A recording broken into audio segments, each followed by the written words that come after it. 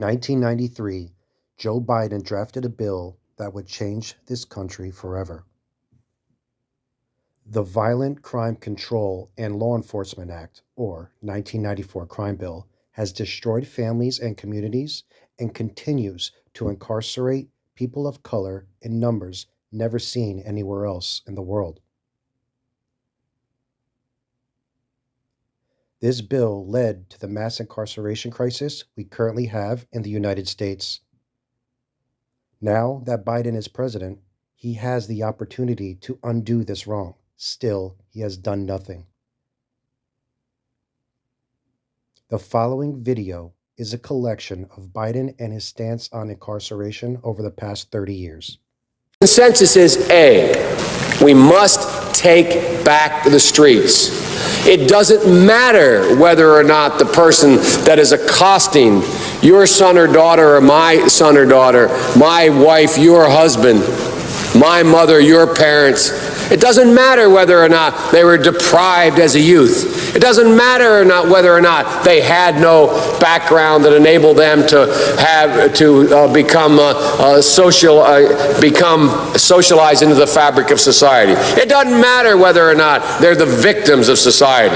The end result is they're about to knock my mother on the head with a lead pipe, shoot my sister, beat up my wife, take on my sons. So I don't want to ask, what made them do this? They must be taken off the street. That we got to change the system. I joined with a group of people in the House to provide for changing the system from punishment to rehabilitation. And the truth is, we don't very well know how to rehabilitate them at that point. That's the sad truth. You're looking at the fellow who was one of the primary architects of the Sentencing Commission. You know what the basic premise of the Sentencing Commission is? I know the presiding officer knows. It was the first time in 80 years we rejected the notion that the condition of sentencing must be related to how long it would take to rehabilitate. I'm the guy that said rehabilitation, when it occurs, we don't understand it and notice it. And even when we notice it and we know it occurs, we don't know why. So you cannot make rehabilitation a condition for release. That's why in our system, the federal system, you serve 85% of your time.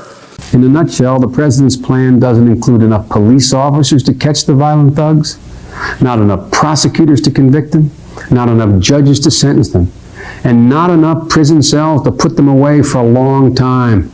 What I was against was giving states more money for prison systems that they could build, state prison systems. And you have 93 out of every 100 people in jail now is in a state prison, not in a federal prison, because they built more prisons. Now, we can find some fringe folks in the study groups on the right wing and left wing, libertarians and left-wingers in my party who say, no, that's not what we should do. Mr. Speaker, I rise in strong opposition to the McCulloch Amendment and, in fact, in strong opposition to this so-called crime prevention bill. Mr. Speaker, let us be honest, this is not a crime prevention bill. This is a punishment bill, a retribution bill, a vengeance bill. All over the industrialized world now, countries are saying, let us put an end to state murder, let us stop capital punishment, but here what we're talking about is more and more capital punishment. What we're discussing now is an issue where some of our friends are saying we're not getting tough enough on the criminals.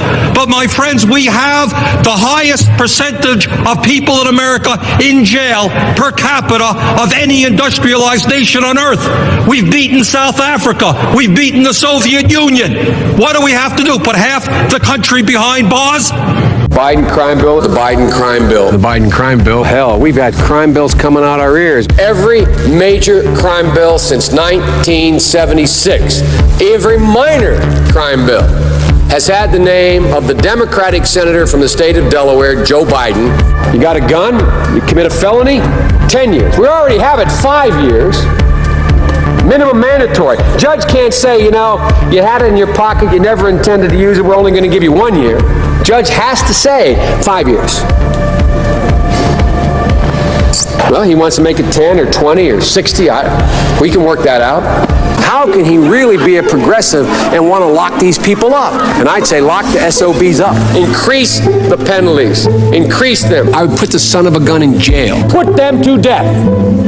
When I wrote the original bill that started this whole process, the so-called Biden crime bill, I didn't call a liberal confab and write it. I didn't call any big society people and write it. I called the cops. A Democratic president wants 100,000 cops. A Democratic president wants to build 125,000 new prison cells. That's the secret. That somehow the Republicans tried to make the crime bill tougher. I say poppycock. They didn't make anything tougher. I wrote that bill. He convinced and found out that this midnight basketball isn't getting them together a bunch of jive folks who are black, white, and Hispanic who live in their city to do, try to see if they can be Michael Jordan. When they found out that we're keeping schools open, so gangs come off streets instead of out raping my mother, marauding me, robbing the local store, they're in a gymnasium. And my daughter will be safer, my wife will be safer, my mother will be safer, and I will be safer. And I will be happy. You stood up and used that tough on crime, phony rhetoric. That bill was a huge mistake. There's no question that that crime bill contributed to America's mass incarceration problem. Folks, let's get something straight. 92 out of every 100 prisoners behind the bars are in a state prison, not a federal prison. This idea that the crime bill generated mass incarceration, it did not generate mass incarceration. Unless we do something about that cadre of young people, tens of thousands of them, born out of wedlock, without parents, without supervision, without any structure, without any conscience developing, because they literally, I yield myself 3 more minutes, because they literally have not been socialized. They literally have not had an opportunity. We should focus on them now, not out of a liberal instinct for love, brother, and humanity, although I think that's a good instinct, but for simple, pragmatic reasons. If we don't, they will, or a portion of them will, become the predators 15 years from now. Bobby Rush, member of Congress, said the other day, "I'm ashamed that I voted for the '94 crime bill." You ashamed of that bill? Not at all. In fact, I drafted the bill, as you remember. I know that. He's been in government 47 years. He never did a thing except in 1994 when he did such harm to the black community. And they were called, and he called them super predators. And he said that. He said it, super predators.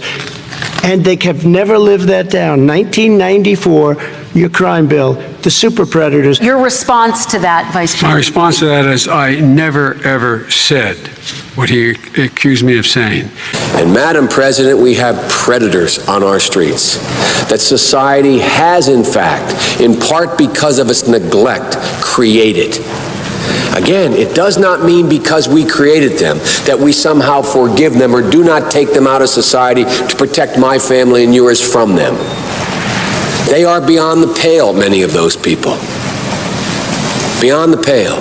That's why I'm offering $20 billion to states to change their state laws to eliminate minimum mandatories. And what happened with the crime bill and its implementation was that there was too much of a focus, too many resources on locking them up, but no resources on love and compassion. My husband has apologized. He was the president who actually signed it.